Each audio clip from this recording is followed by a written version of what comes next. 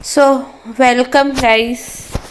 तो जैसे कि आप सब लोगों ने सुना होगा कि बहुत बार किसी का चेक डिसऑनर हो जाता है या कोई ये बोलता है कि हम 138 का केस लगा देंगे, उसने हमें चेक दिया था लेकिन हमें पैसे नहीं मिले।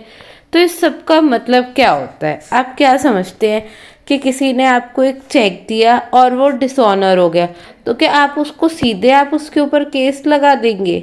या चलो हम ये सब छोड़िए, हम सबसे पहले रीजंस देखते हैं। मतलब चेक डिसऑनर क्यों होते हैं?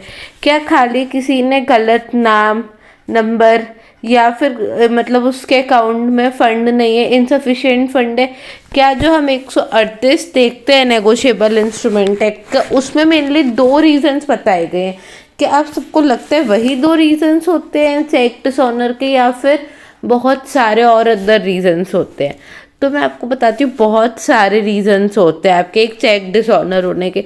चेक डिसऑनर के आप गलत सिग्नेचर कर दो, आपके जो दोनों अमाउंट्स है वो मैच ना करे, या तो एक इनसफिशिएंट फंड होता ही होता है, और आप अपना नाम गलत डाल दो, डेट गलत डाल दो, तो या आपका चेक थोड़ा सा फटा हुआ हो साइड से, चेक ब्रोकन हो, तो इन सब चीज़ों की वजह से भी जो एक आपका चेक होता है वो डिसऑनर हो जाता है।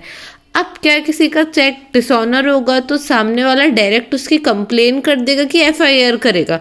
उसको बिल्कुल टाइम नहीं दिया जाएगा, ना ही उसको बताया जाएगा कि उसका चेक डिसऑनर हुआ है।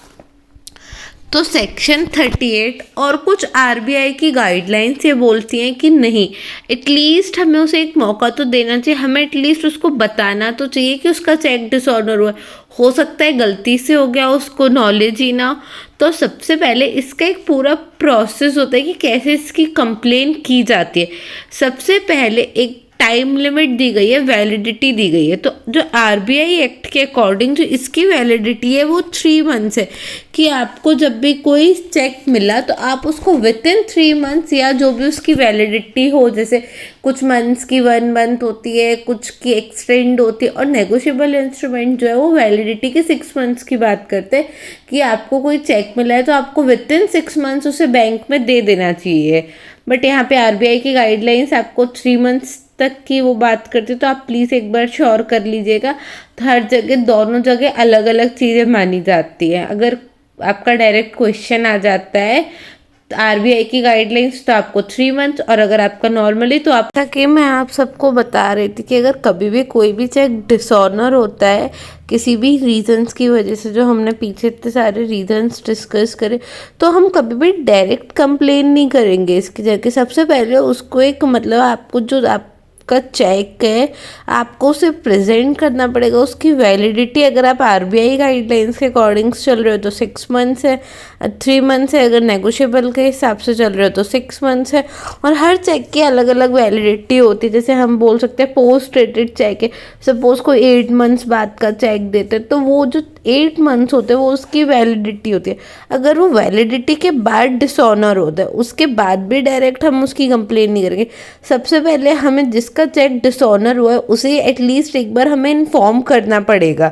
तो हम इन्फॉर्म कितने दिन में करेंगे? 30 डेज में। और अगर वो 30 डेज में हमने उसे इन्फॉर्म किया और अगर उसके बाद भी वो पेमेंट नहीं करता है 15 डेज के बाद, तो हम उसके 15 डेज के बाद क्या कहते हैं कंप्लेन करेंगे। ये आप लोगों को लग रहा होगा कि कितना मतलब कंफ्यूजन क्रिएट हो रहा होगा, बट इसमें ऐसा कुछ नहीं, बहुत ही ज़्यादा इजी प्रोसेस है। मैं आपको एक एग्जांपल देके समझाती हूँ इसका। जैसे सपोज एक ए है, ए ने बी को एक चेक दिया 15,000 का, और जिसकी जो नॉर्मल वैलिडिटी थी वो 3 मंथ्स की थी। तो जैसे ही 3 मंथ्स पूरे हुए, बी ने उस चेक को जाके बैंक में लगाया और बैंक वालों ने बोला कि आपका चेक डिसऑनर हो गया। तो आपको क्या लगता है बी डायरेक्ट जाके कंप्लेन फाइल कर देगा? नहीं, बी सबसे पहले एक रिटर्न नोटिस देगा ए को, जिसमें लिखेगा कि आपने जो चेक दिया था वो पूरा चेक डिसऑनर हो गया, इसका रीज़न ये था। वो 30 डेज के अंदर उसको नोटिस देगा। उसके बाद ए के पास 15 डेज का टाइम होगा। अब सपोज अगर कोई अमाउंट बड़ी है तो वो एकदम से उस अमाउंट का पेमेंट तो नहीं कर देगा।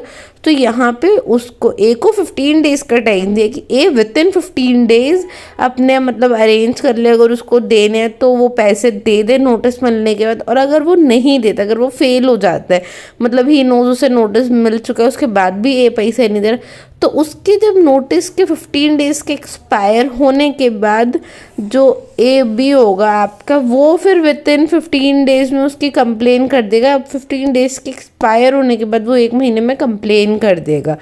तो मतलब हमें सबसे पहले आपका चेक डिसऑनर होगा, चेक डिसऑनर होने के बाद हमें 30 डेज़ की इन्फॉर्मेशन देनी पड़ेगी, मतलब नोटिस देना पड़ेगा। नोटिस के बाद हमें 15 डेज़ फिर एक्स्ट्रा देने पड़ेंगे कि हम उसका वेट करें, और फिर जब वो 15 डेज़ पे एक्सपायर हो जाएंगे तो हम 1 मंथ में कंप्लेन कर देंगे। ये जो 1 मंथ वाला क्लॉज है ये आपके 138 में नहीं, ये आपके 142 में दिया गया।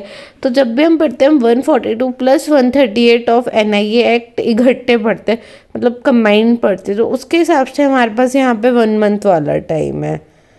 तो ये इतना था। आई होप कि आप लोगों को समझ में आया होगा कि कैसे चेक डिसऑनर होता है, क्या क्या रीजंस होते हैं, फिर कैसे उसकी कंप्लेन की जाती है। अगर आप लोगों को कोई भी डाउट हो तो प्लीज़ आप हमें कमेंट करके या मैसेज करके बता सकते हैं। Thank you.